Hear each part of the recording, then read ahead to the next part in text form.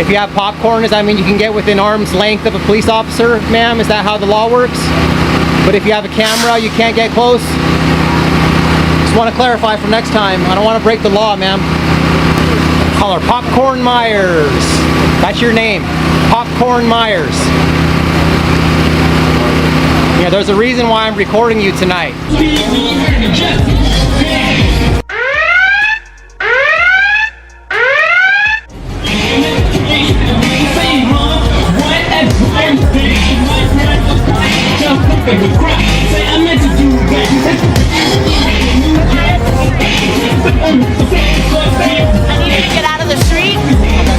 What's your name real quick? Officer Myers, 6181. I'm recording you on purpose. That's fine, get out of the street. I'm recording you specifically on purpose. What I fucking tell you, I told you, I fucking told you. Look at this, you know what's funny? Her sergeant gave us permission to be there. Oh, really? That fucking sergeant. Well, I'm gonna keep walking by. I'm gonna keep walking back and forth.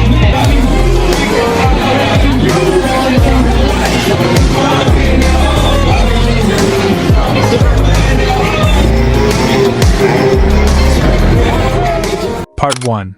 Intros/Instant Hook. Start midnight, end 104. Buckle up, guys, because this one opens with pure irony. A calm question slices through the air. If you've got popcorn, can you be within arm's length? But not if you've got a camera? That single line captures the entire theme of this encounter: selective enforcement and misplaced authority. The tone is light, but the message cuts deep. The camera, not the conduct, makes the officer uncomfortable. It's a flawless start, civil curiosity met with defensive posture. By the time Popcorn Myers becomes the nickname, the stage is already set for a study in control and contradiction.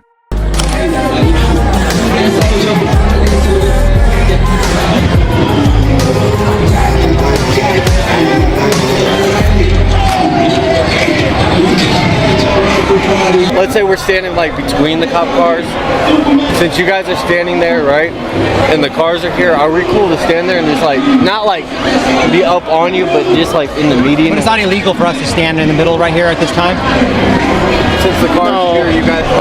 So as long as you guys are cognizant of that, if we need emergency medical attention. And if you guys gotta go hands-on or whatever the case, you know, medical pulls up, we'll get out, but we respect that. Yeah.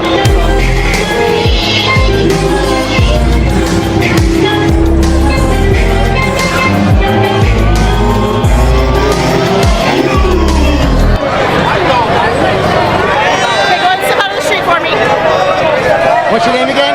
I already told you, get out of the street. Is that a lawful order? Yep. It is? Get out of the street. You're What's a pedestrian in a roadway. What's the lawful order? Pedestrian in a roadway. I need you to get out of the street. What would be the crime, though? Do so now or you will be arrested. I just talked get out to of the street. your sergeant just told me I can be here. Why do you think I'm back? Yeah. We just had a conversation with the sergeant. He said we can stand here. Okay, I'm gonna double check. Yeah.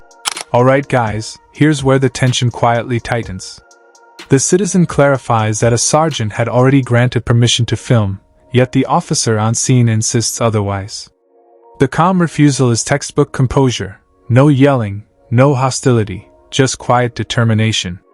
This is how accountability should sound. Each steady phrase underlines how confidence in one's rights is more effective than confrontation. The officer's words wobble as the citizen stays unmoved, and the moment becomes a live demonstration of restraint outsmarting pressure. It's control through calm, and the contrast is striking. Man, this lady is a bitch. Go get that conversation. I told her as long as they stay out of our way. He's not. He's totally in my way. Just stay out of her way, that's all I'm not in her way. You're in my personal bubble, though. Okay, and it makes me uncomfortable. I have weapons on me that are within hands reach. You're escalating and you're raising your voice. You've been aggressive since the beginning. Back away from me. Is it illegal? I'm not. Is there a crime scene? I'm not interfering with anything. No, but you are in my area. I need you to back away. You're Is that within a lawful hands. order? It Because you gave me a lawful. What's the law? You're within hands reach of my weapons, and I need you to back up. Like about a year ago, like I said, a year ago, she used my government name, said where I work, and she knew what she was doing because she knows I post my interactions on YouTube. Simple as that. And I do need their business card now because I will be filing a complaint. Nothing for you. If I can just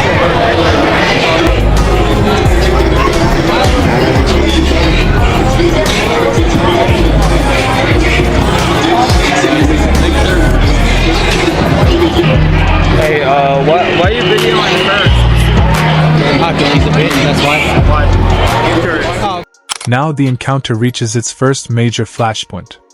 The officer commands, "Get out of the street," invoking pedestrian law to justify arrest. The citizen doesn't argue emotionally. He asks for the legal basis, pressing the gap between policy and power. What makes this scene effective is precision. He challenges the claim without stepping outside civility. It's the Constitution versus assumption, live and uncut. Each exchange exposes the difference between lawful order and overreach.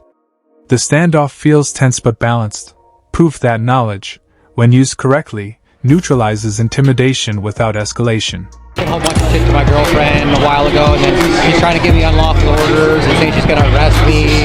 And her sergeant basically told her to kick rocks, so...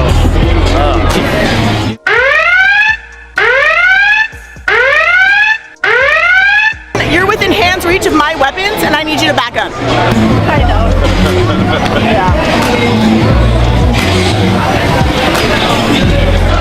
Hey Myers, how come that guy was allowed to stand right next to you? I thought you couldn't have anyone next to your gun like that. Remember what you told me? It's just me because I got a camera or what? And because you're so rude to my girlfriend last time you talked to her?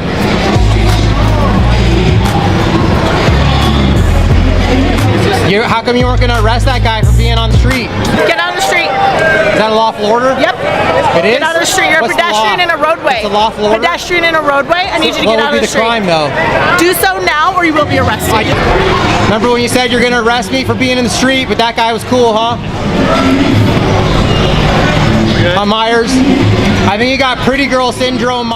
This next phase shifts from legal reasoning to emotion. The officer suddenly invokes personal safety, talking about weapons and my area. It's a deflection, a classic attempt to reframe control through fear. But the citizen doesn't flinch. His calm voice contrasts perfectly against her defensive tone, revealing who truly feels threatened. When he asks for her business card, it's not confrontation, it's documentation. That moment forces professionalism back into the spotlight. What we're witnessing is psychological endurance, composure dismantling ego, one question at a time, without ever crossing the line. You act like that because you're pretty and you're used to getting away with it. What's up? Why do you guys all film the same thing? Wouldn't you get better footage if you guys split up? We do. We split up. We'll share each other's footage. It just seems like you guys are following each other. It seems like you'd get more footage if you... That's true. We do split up temporarily and then we come back just in case somebody's in trouble. I don't like him to get too far out of my range, you know. Oh, so just in case something happens to him. Keep an eye on him. We keep an eye on each other, yeah. So he'll venture off. He got some stuff over there. I might borrow that from him, stuff like that. So. But they're two different channels. Yeah. We share footage, stuff like that. But hey, man, I just want to let you know, I think I like your demeanor. You're cool. The reason I was recording Myers is because how rude she was to my girlfriend several months ago, and then I came over here and she was threatening me with arrest for standing in that median. Your girlfriend? Yeah, my girlfriend. She does recording too, and she had an interaction with Myers, and she was really rude to her. When was that? How long ago was that? Probably close to a year now. About a year ago, yeah. I was like, I sent over here, that light's give me a migraine. Yeah, let me just turn that off for you, bro. So anyways, there was after she... Alright, now we get the backstory, and it changes everything. The citizen reveals this isn't their first encounter. He claims that months earlier, this same officer reacted badly after he used her government name on camera. Suddenly, what looked like routine enforcement starts to feel personal. The conversation slows, becomes heavier, and you sense history in every pause. Yet again, he doesn't raise his tone, just calmly requests her business card. That restraint turns potential anger into credibility. It's not vengeance driving him, it's principle. The camera doesn't accuse, it simply remembers. arrest. And then I said, hey, I talked to you. You already said we could be here. Like 10 minutes later, there was some guy holding some popcorn, standing like right next to her like this. Remember, she said I couldn't be within arm's reach. There's some guy right there, and I called her out on it. I was like, hey man, how come you're not threatening him with arrest for standing in the median, right? So that's all, man. It's just like, it can't be selective persecution, right? It has to be for everyone. So I appreciate you not discriminating against us because we have cameras. She just doesn't like it, and so, you know, but you can't threaten people with arrest for doing something if they're going to allow others to do it. That's all. So what's your policy? Like, this young lady doesn't want to be on your channel because of her job. She doesn't want it to get blasted. This lady?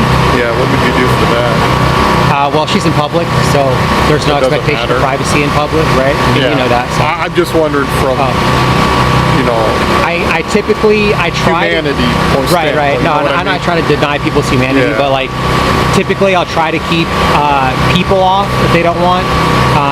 Government officials. Blur their face or something? I have blurred people's faces before, but I usually don't do that because that kind of takes the point of what we're doing away. Because, like I said, cats versus United States. There's no expectation of privacy in public. Yeah, so I understand that.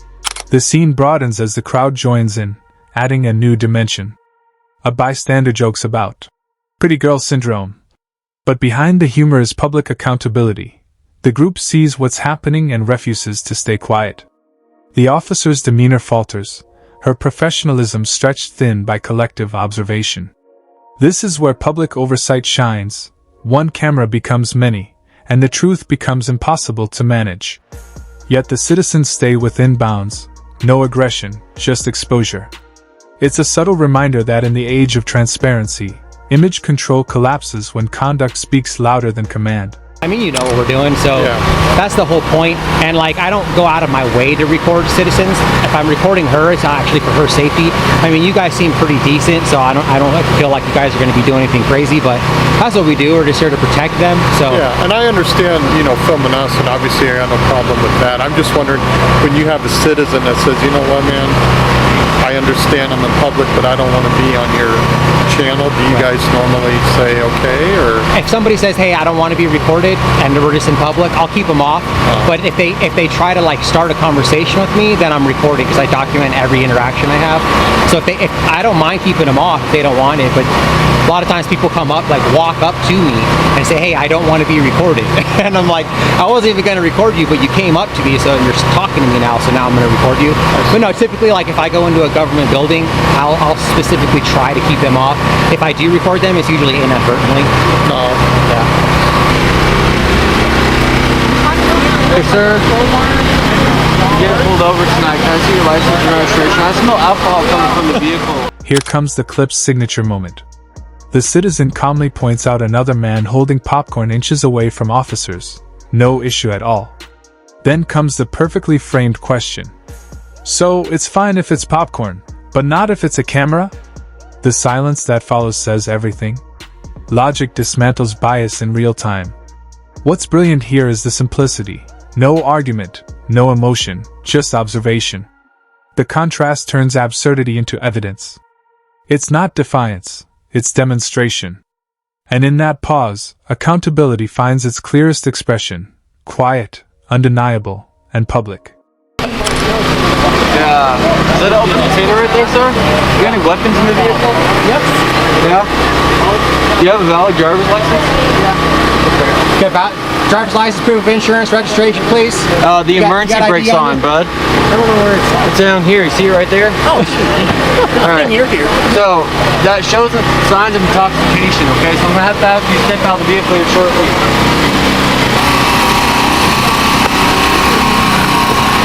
Alrighty, thank you for cooperating. Keep your hands where I can see them, okay? Good, thanks.